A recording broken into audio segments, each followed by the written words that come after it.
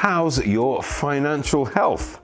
If that seems like a strange question, stick with me, because if you rent, the answer to that question can actually have a huge impact on your life today and in the future.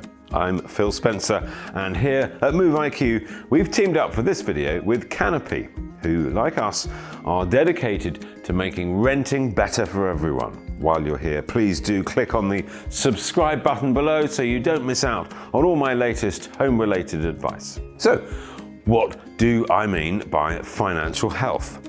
There are three main elements to this. Firstly, it's about making sure that your income and expenditure are in balance.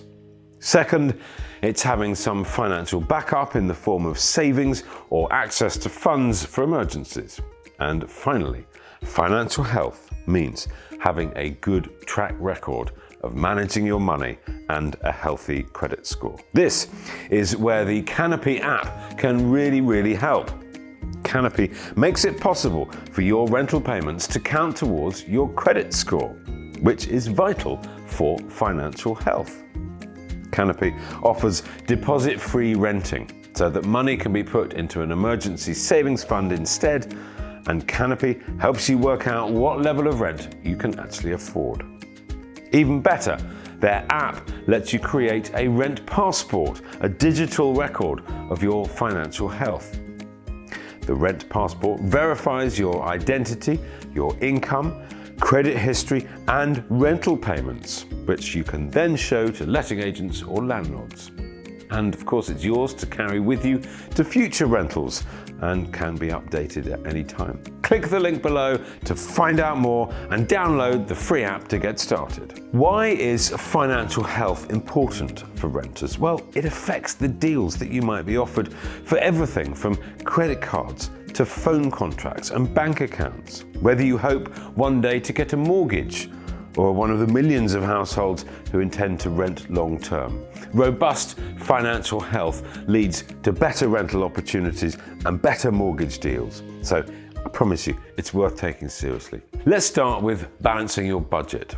Your rent is probably the biggest payment you make each month, but to really get a grip on your finances, you need to be aware of all of your outgoings.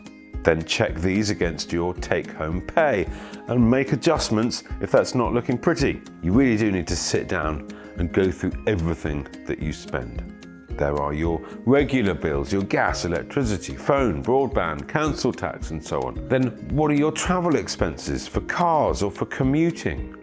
Check how much you pay for insurances, mobile phone, childcare. Add in what you spend on food, clothing, holidays, Christmas.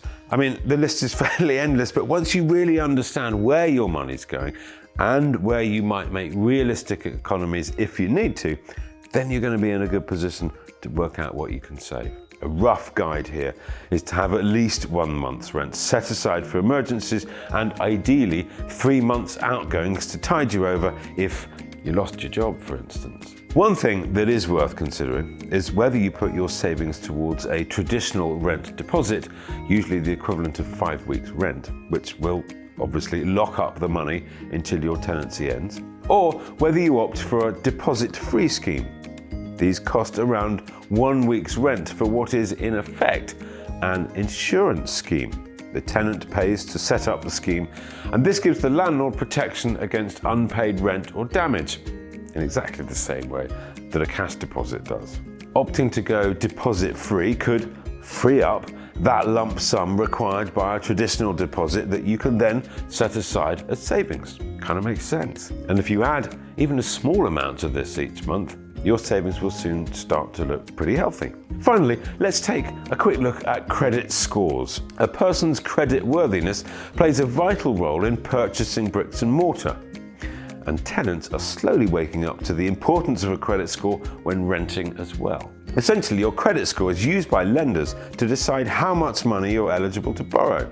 The higher the score, the lower the risk from the lender's perspective. Until recently, one problem tenants really faced was that rental payments did not count towards a credit score, unlike mortgage payments, which I always found was rather odd. Fortunately, this has now changed, and by using platforms like the Canopy app, making rental payments on time can actually now boost your credit score. By looking after your financial health, same as your personal health, you're looking after your future. So it's really worth investing a bit of time and attention to it. Start boosting your rental health now by downloading the Canopy app and seeing all the ways they can help. Good luck.